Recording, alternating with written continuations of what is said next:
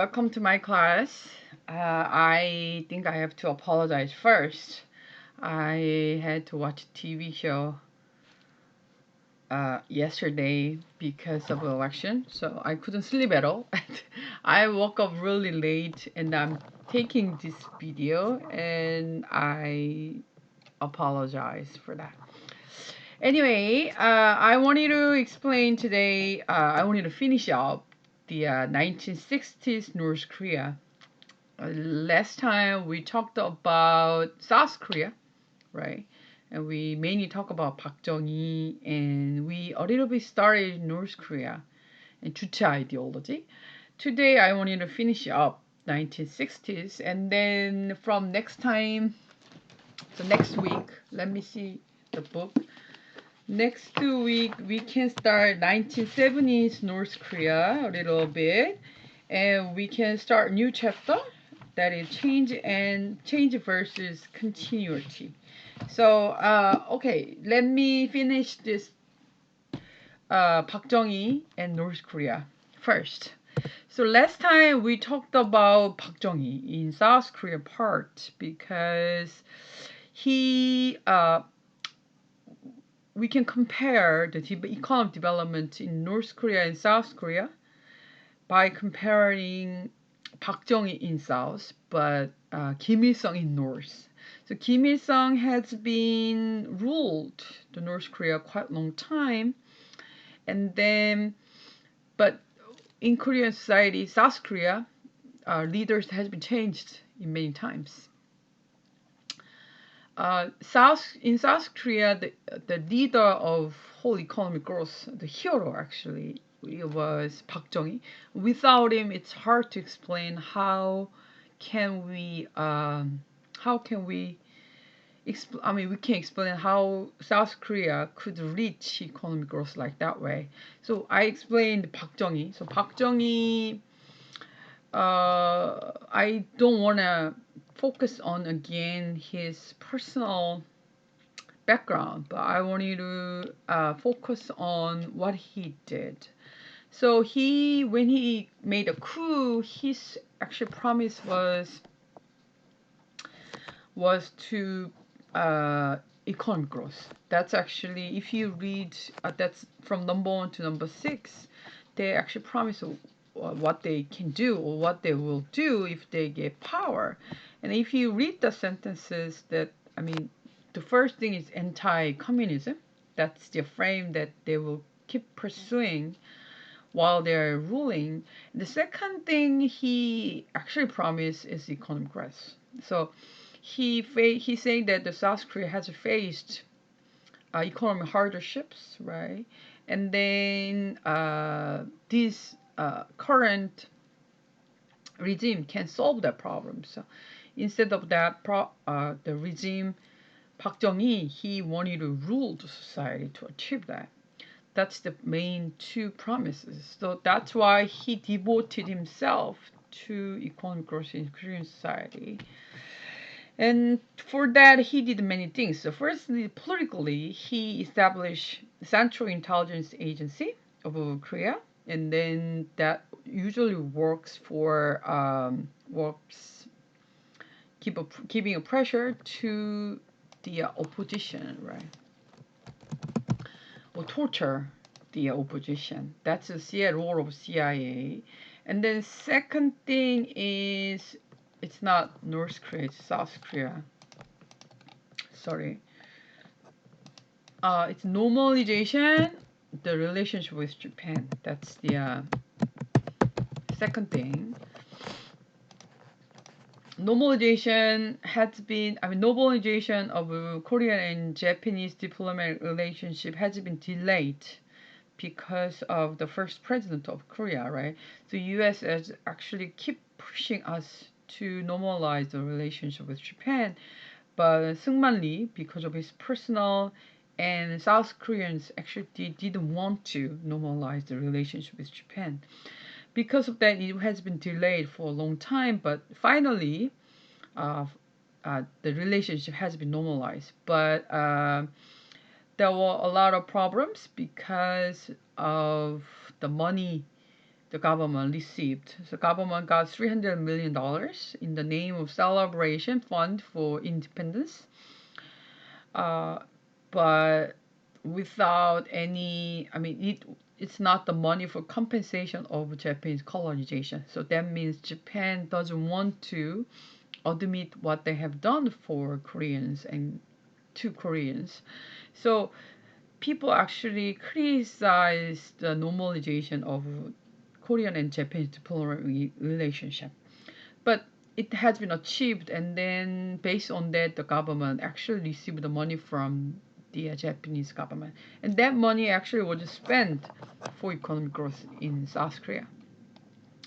And the second thing was establish EPB, Economic Planning Board, right? And then he started 5-year economic development plan, and beside this economic plan, the Park Chung-hee decided to involve Vietnam's war, right? And then because of this Vietnamese war, about 5,000 people were killed and more than 10,000 people were wounded, right?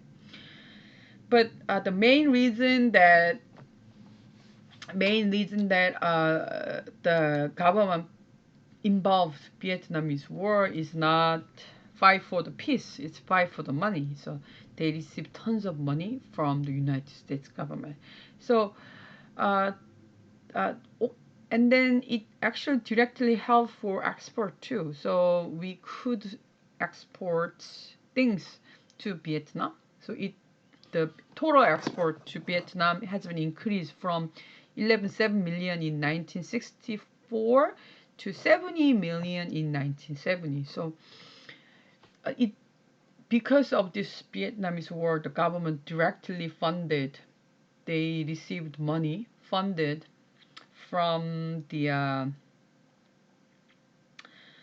United States. There's actually direct aid from the government from the United States. And the second, it also contribute to increase of export, total export to Vietnam. So the two things actually can contribute for economic development. And this money, where this money was spent, that money was actually spent for infrastructure. And then beside that, we also talked about a little bit 새마을 movement, new village movement, were erupted by the government, and they erupted in villages, right? Why the Park Chung-hee decided to start this movement is because his main supporters are usually usually people in village.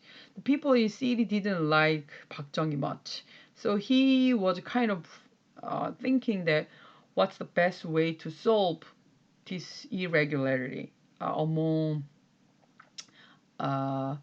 among villages. So that's why he started that movement, and then that movement was quite successful to increase the quality of life in village.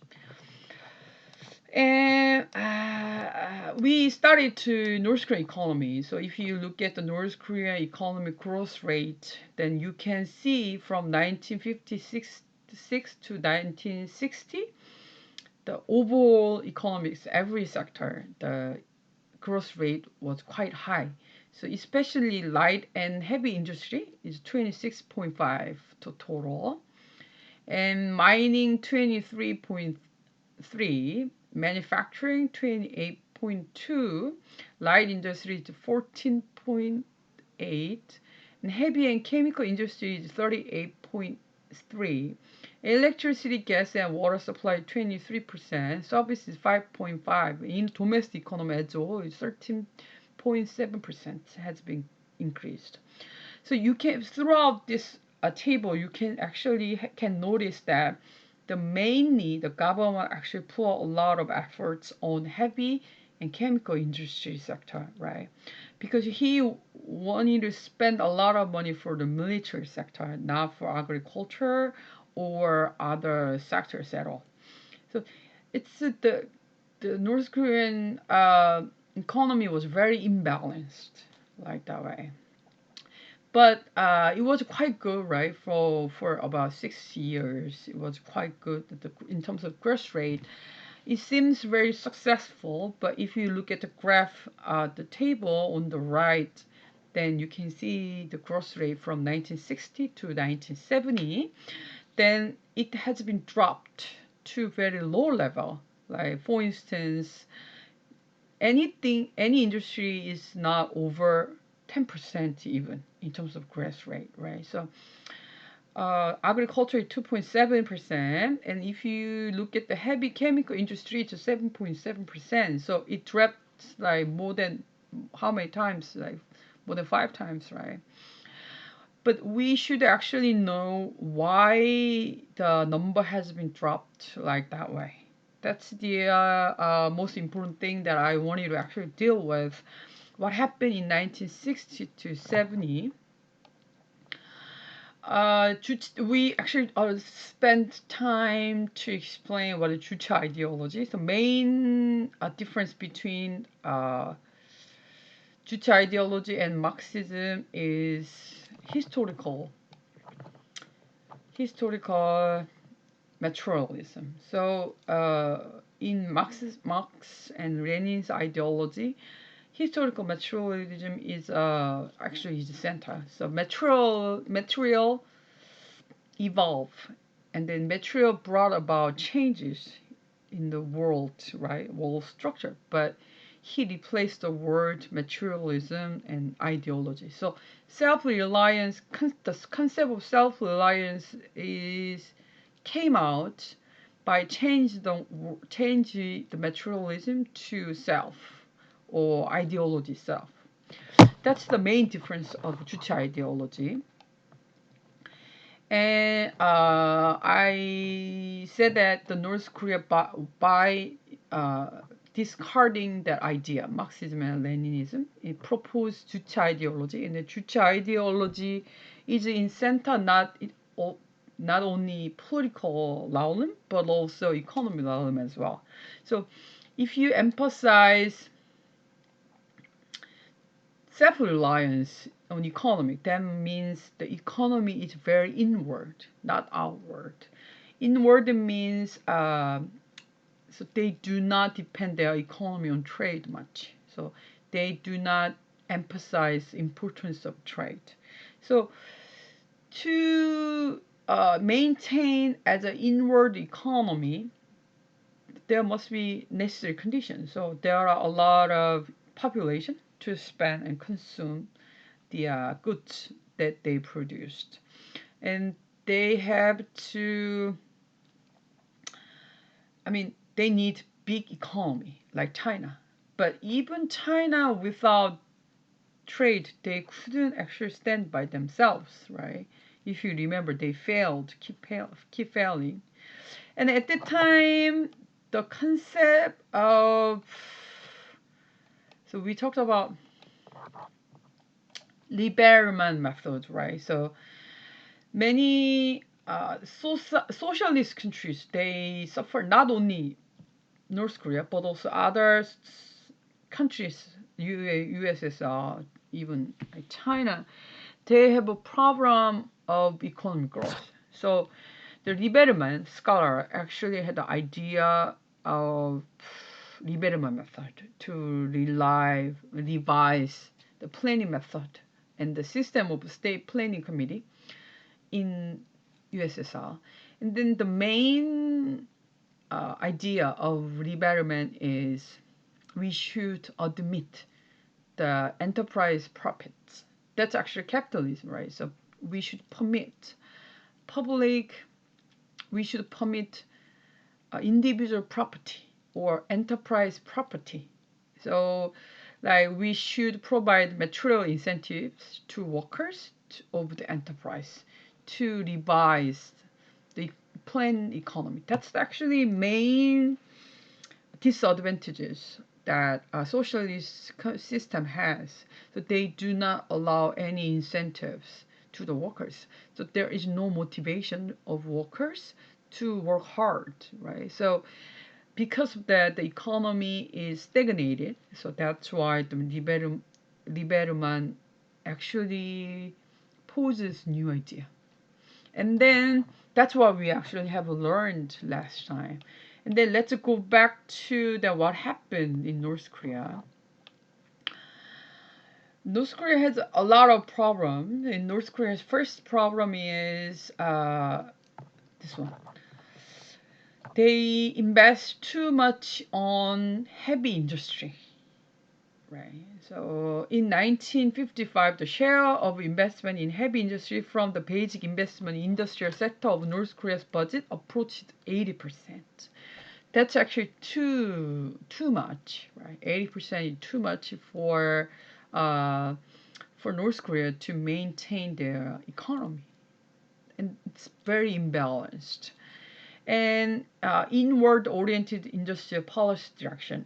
So they emphasize 주체 ideology. 주체 ideology is self-reliance in politics, domestic politics, international politics, and also in economy. So they do not want to depend, they do not want help from any other country. They have to self-reliant. That means the economy is very inward-oriented industrial policy. That's the two characteristics that North Korea has. Then we will see why that produced the problem. The inward-oriented industrial policy direction limited trade conditions, so they couldn't trade with other countries because the government emphasized self-reliance. But still it's impossible, even though they emphasized self-reliance, but it was impossible for North Korea not to borrow any money from foreign countries. So they couldn't actually stand by itself without the help of a foreign country. So that was a very ironic situation because the North Korean leader was keep emphasizing the role of self-reliance, but on the other hand, they had to borrow money from the foreign countries. And the extensive growth strategy focused on quantitative expansion. That's another characteristic that North Korea has. So I told you that when they start this Charlie Mao movement, they emphasize on productivity, right? But the increase productivity not in terms of quality per se, but in terms of the quantitative, the quantity, how many or how much tons you produced. But it doesn't really matter what kind of iron you actually produce. Think about, let's assume that you produce like 100 tons of iron, but like only 10% is qualified to make something. Then it's not, 90% is total waste. So you don't have to work hard for 90% of the iron. But that's the problem. So they only focus on quantitative expansion. Then we will go a little bit deeper today. But Charlie Mao movement, that's a kind of spirit, right? You should work hard for our country. You should work hard for our leader. That's the Charlie Mao movement. From the very beginning, they do not have very specific.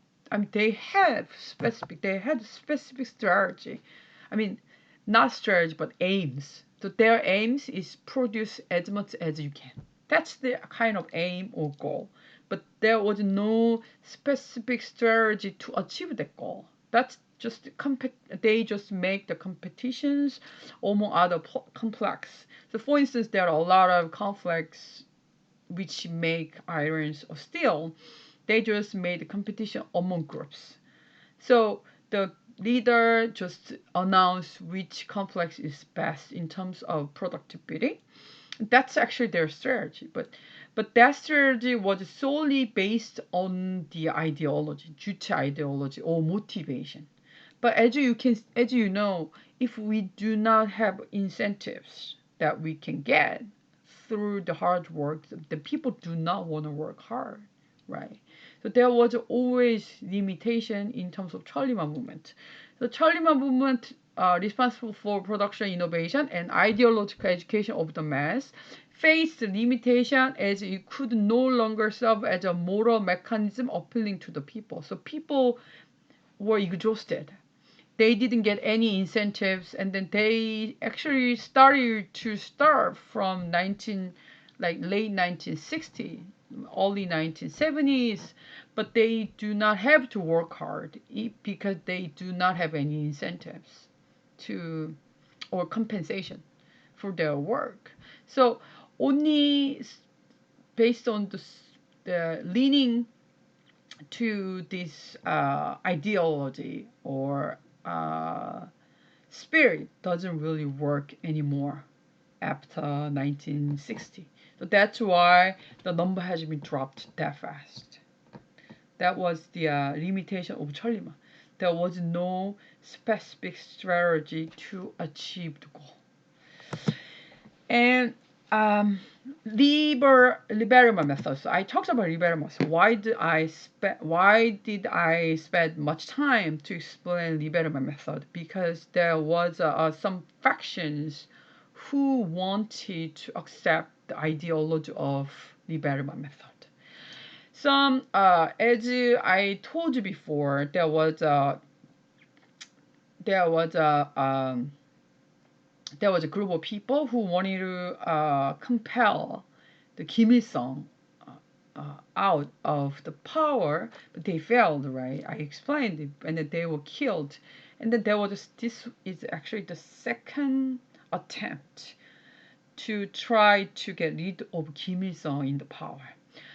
As I explained, the economic growth has been, I mean, the first attempt was because of the failure of the war, right? So they think that somebody should take responsibility of the failure of the war.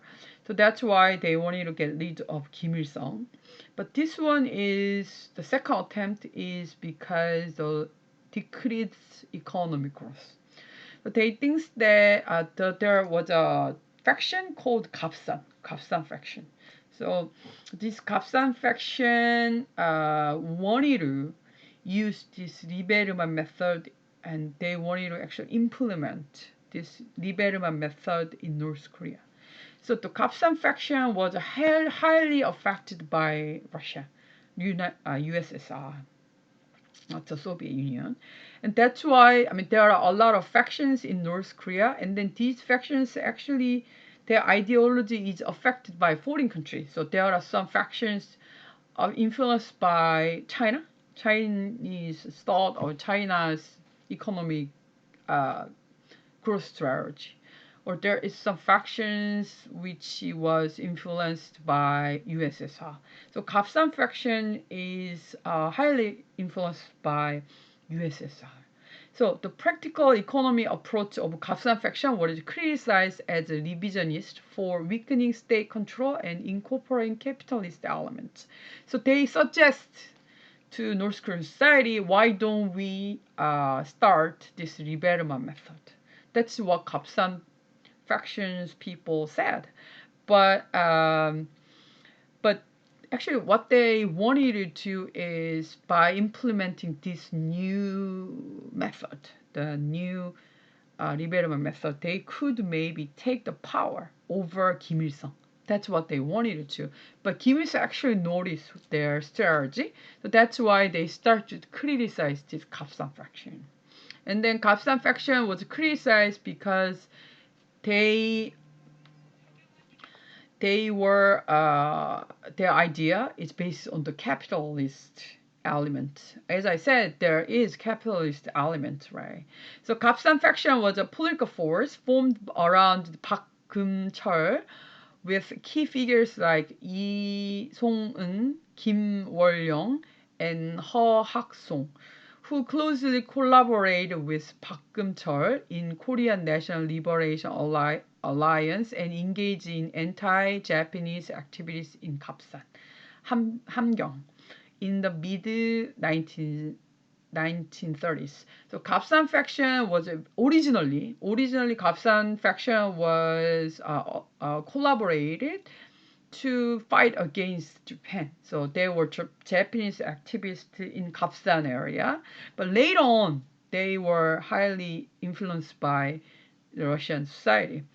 Others like Lee Hyo-sun and Heo Seok-sun, who who were directly or indirectly involved in the activities of Korean Restoration Association were also core members of Kapsan faction. So these are members of Kapsan faction, but you don't have to know all these things. But I wanted to explain where these Kapsan factions came from.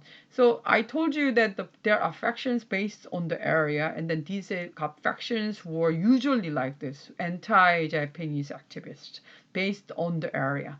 But they were later highly affected by other countries like China or Soviet Union.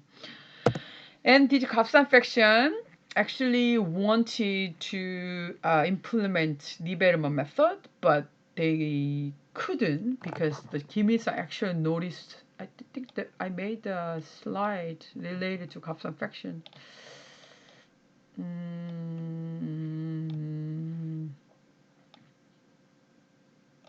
Sorry, I can't find. Yeah, but they Kapsan factions were eliminated by Kim Il-sung. So Kim Il-sung actually noticed what their plan was. And then as soon as he noticed, he actually get rid of all the Kapsan factions people. So one of the Kapsan faction was highly influential in North Korean society. I mean, there is always checks and balance within North Korea, and then Kapsan faction was one of the factions that can give influence to Kim Il Sung as opposition groups, but one of the opposition groups was completely gone because of this Kapsan faction. The Kapsan faction actually erupted to fight against Kim Il Sung to increase economic growth, but they completely failed. That's actually second attempt in North Korea to get rid of Kim Il Sung power.